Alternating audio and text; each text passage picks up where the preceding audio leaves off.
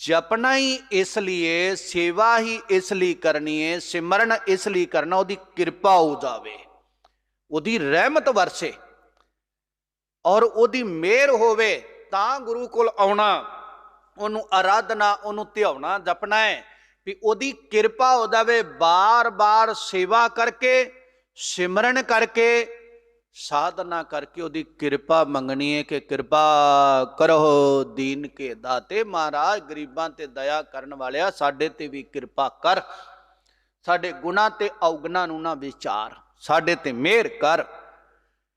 और कहते फिर जेड़ा वो परिपूर्ण परमात्मा वैगुरु है ना, जद उसकी कृपा हुई ते फिर उस कीती सेवा, सिमरन, आराधना, साधना कहते फल पावे कोई, फिर उदा फल प्राप्त हुंदा है, फिर रहमत वरसदी आ। भाई साहब अगले कबित द्वारा बख्शिश कर दिया, संखेप च अर्ज करा। चिंता मन चितवत चिंता चित ते चुकाई, कहन लगे प्रभु परिपूर्ण परमात्मा और अकाल पुरख वैगुरु नो चितवत आराधने, उदा चिंतन करदे, सिमरन करदे, और चिंता माने चितवना, सिमरना, आराधना, कहन लगे उन्हों जपद्या जपद्या जिहड़ी अंदर चिंता है ना, जिन्हों महाराज कहते चिंतत ही दिसै सब कोए, सारा संसार चिंता दा बद्धा होया है। चिंतत ही दिसै सब कोए, चेते एक तही सुख होए। जिहड़ा चिंता च गरसिया परमात्मा दा चिंतन करदा है उन्हों सुख मिलता है। कहन लगे वो चितवदियां चिंतन करदियां चित दे विचों वो चिंता चुकाई नष्ट कर देती, परमात्मा ने दूर कर देती।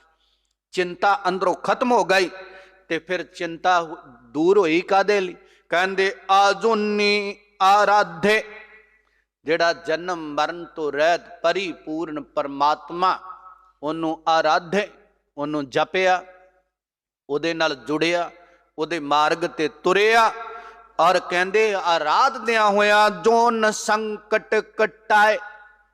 उहदी आराधना करदियां मालक दे जिहड़ियां जूनां दे विच पैना सी, जन्म मरण विच वार वार पैना सी, जूनी दे चक्कर च पैना सी, वार वार जन्म, बार बार मरना, और बार बार 84 लख जूनिया विच आउणा, भरमन करना। कहंदे उन्हें जपद्या होया आजूनी मालक नाल जुड़ के सारियां मटा लईयां, खत्म कर लईयां, चिंता खत्म हो गई। कहंदे जपत अकाल काल कंटक कलेश नाशे, अकाल अकाल जपदा, अकाल पुरख वैगुरु नूं जपदा, ते काल मैंने भयानक समा, काल मैंने मौत दा भै, आवागमन दा भै, कहंदे जेड़े कंटक कंडे दी तरह चुभन वाले दुखदाई समा और भयानक जीवन दे बने हुए कलेश, अकाल पुरख वैगुरु नूं ध्याउंदियां ध्याउंदियां सारे उन्हें नाश कर लए, खत्म हो गए कलेश जीवन दे। निरभै भजन भ्रम पै दल पुझाए, निरभौ अकाल पुरख वैगुरु दा जिहड़ा भै नूं मिटा देने वाला भजन बंदगी सिमरन, उन्हों करदियां करदियां जिहड़ा दल फौज बैठी सी ना दुखां दी, दर्दां दी, कुलेशां दी अंदर अड्डा लाई, ते चित्त नूं गमगीनता वाल दे दरिया नूं खिंच के घसीट के लई जांदी सी। कहंदे सारी फौज जिहड़ी आ अंदरों भजा दित्ती, वो ख्याल, वो विचार, वो फुरने भजन बंदगी करदियां प्रभु नूं आराधदियां अंदरों मटा दिते। उस अकाल पुरख वैगुरु निरभौ नूं जप के, जिन्हों महाराज कहंदे आ निरभौ जपै सगल भौ मिटै, प्रभ कृपा ते प्राणी छुटै। वो छुट गया, वो फौज और असुरी संपदा सारी दी सारी नाश हो गई। भाई साहब कहंदे सिमरत नाथ निर्वैर बैर भाउ त्याग्यो,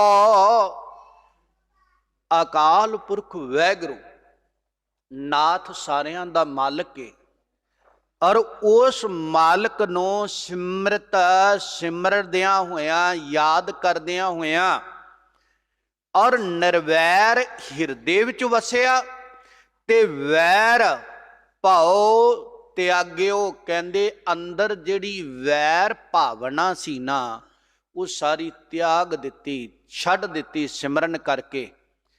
जुड़िया नरवैर दे नाल तां जाना है जे अपने अंदरों वैर भावना मिट गई। अगर ये अंदर बसदी, मैं तुहानू नहीं दसदा, तुहाडा मैनू नहीं पता, अंदरों वैर भावना जिद्दां चिर अंदर वैर है, याद रखना नरवैर नहीं नेड़े आवेगा। अंदर एक नहीं रहना है, चाहे हौमे नू रख लो तो चाहे नाम नू रख लो, एक ने बहना है, एक दा ही टकाना होना है। चाहे अज्ञान नू रख लो तो चाहे ज्ञान नू रख लो, चाहे भगवान की भावना रख लो चाहे शैतान की भावना रख लो, अंदर नरवैर वसेगा तो वैर नहीं रहेगा, वैर रहेगा तो नरवैर नहीं रहेगा। परमात्मा है निर्वैर, उन्होंने हिरदे च वसा के ते अंदरों बैर भाओ, जेड़ी वैर वाली भावना सी ना, भाई गुरदास साहब कहते गुरु प्यार वाले ने वो त्याग्यो, छड्ड दित्ती। हुण वैर भावना अंदर रह नहीं गई। कहते भाग्यो भेद खेद निरभेद गुण गाए। कहते वो भज गए जेड़े भेद फर्क पाउण वाले परमात्मा नाल सन, जिन्हां दे करके फर्क पै गया सी, ते हुण अंदरों निरभेद भेद फर्क तो, मैं तू तो, ऊच नीच तो और रहत हो गया। दवार टट गई ते वो जेड़े खेद दुख पहुंचाउंदे सी वो सारे खत्म हो गए। होए कदों गुण गाए, परमात्मा दे गुण गायन करन नाल, वैगुरु नूं जपन दे नाल। भाई साहब चौथे प्रमाण दे द्वारा बख्शिश करदे ने, आकुल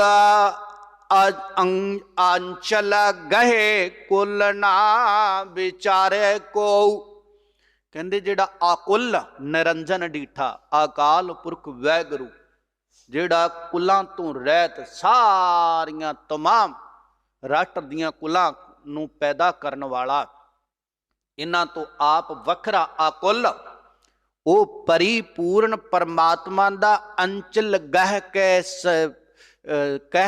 के साध का तरना संसार। वो अंचल सतगुरु दा पल्ला वो पकड़ के ते महाराज साहब कहंदे कुल दे विच रहिंदियां होइयां ना विचारियो कोई विचार नहीं कीती। जिहदा पल्ला जदों गुरु दा पकड़िया ना ते गुरु ने ये विचार नहीं कीती कौन है, कित्थों आया, बड़ा है छोटा है, और न्याना है सियाना है, और कौन है। कहंदे गुरु ये देखदा है ने मेरा पल्ला पकड़िया है, ते वो पल्ले पकड़े हुए नूं कदे भी डुबन नहीं देंदा।